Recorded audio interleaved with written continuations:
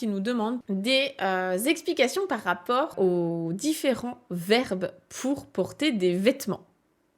Alors oui, si vous ne le saviez pas encore, malheureusement, j'ai une mauvaise nouvelle pour vous. En japonais, porter un pull, porter des lunettes, porter un pantalon et porter des accessoires, ce n'est pas le même verbe porter. Pourquoi faire simple? Bon, je vous taquine, hein, mais c'est juste que des fois, il y a des trucs qui sont beaucoup plus logiques en japonais qu'en français. Là, pour le coup, c'est l'inverse. En japonais, c'est un petit peu plus compliqué parce que c'est des verbes différents, là où nous, on dirait tout simplement porter. Pour porter quelque chose qui se passe par le haut, c'est kimasu. Kiru, hein, c'est le ki de kimono. Kimono, c'est une chose qui se porte. Donc ça, c'est facile à mémoriser. Tout ce qui se passe par le bas, les chaussures, les chaussettes, les jupes, les pantalons, tout ça, c'est le verbe haku, hakimasu. Pour les chapeaux, tout ce qui se met sur la tête, c'est kaburu, kaburimasu.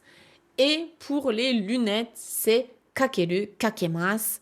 Ensuite, on va avoir tous les accessoires, ce sera suru shimasu. Il y a plein de mots différents. La question de Fred, c'était est-ce qu'il existe un verbe générique qui pourrait englober tout ça comme en français? Et la réponse, c'est non. C'est que, effectivement, suru shimasu, il est un petit peu plus joker que d'autres, mais vraiment, dans la vie de tous les jours, on utilise bien kiru, haku, kakeru, tout ça.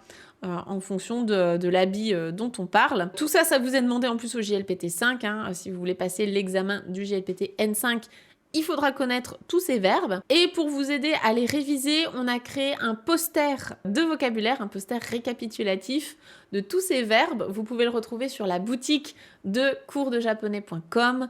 Vous allez sur notre site, vous allez dans l'onglet boutique poster et vous pouvez vous le commander. Je vous l'expédie avec mes petites mimines, où que vous soyez dans le monde. On livre un petit peu partout. Et vous aurez donc un joli poster à accrocher comme ceux que j'ai derrière moi.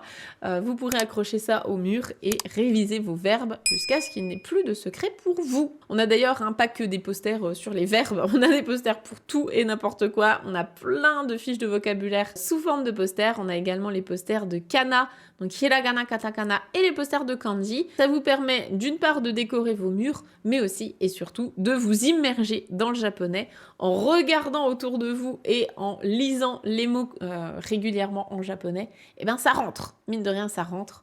Donc Fred, si jamais tu veux te commander ce poster là, eh bien je te l'enverrai avec grand plaisir.